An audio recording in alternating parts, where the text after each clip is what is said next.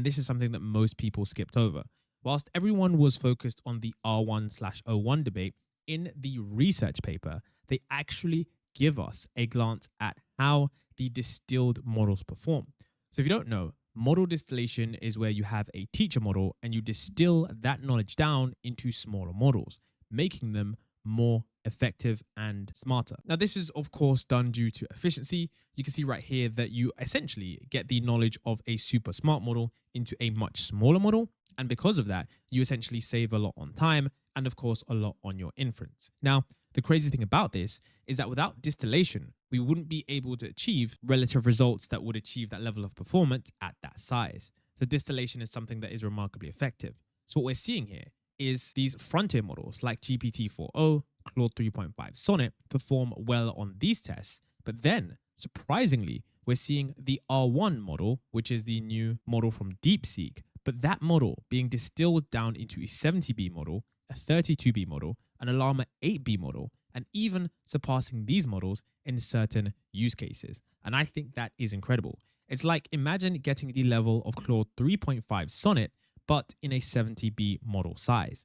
That is going to be an absolute game changer for many individuals. Of course, I always recommend you to test these models on whatever specific benchmark you're going to be using them on. Some people might use it for creative writing. Some people may use it for reasoning about math. Some may use it for reasoning about science, or some may use it for coding. Whatever it is, definitely make sure you thoroughly test the models before running away with excitement, as sometimes certain models tend to have certain characteristics, if you will say, that are just a lot better than other models. But as I was saying, this is something that is absolutely remarkable. So we can get truly effective models at a much smaller size that have the reasoning ability of larger models. And I think this is going to be a trend for the future, so that, who knows, maybe in the future we're going to have ridiculously smart AI models that are on our side. We can see that the GPT-4o on these benchmarks, it achieves like around a 70 score and a 50 score on the GPQA, which is some of the hardest tests. But these distilled models are achieving comparative results at a much smaller size, which is truly incredible when we realize what's going on here. And we do know that as time goes on, this is quite likely to improve.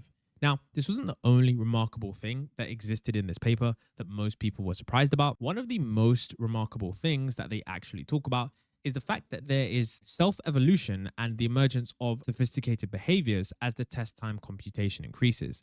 As you know, one of the things that these models do is they will think for a longer period of time. And the longer they think, the better the responses get.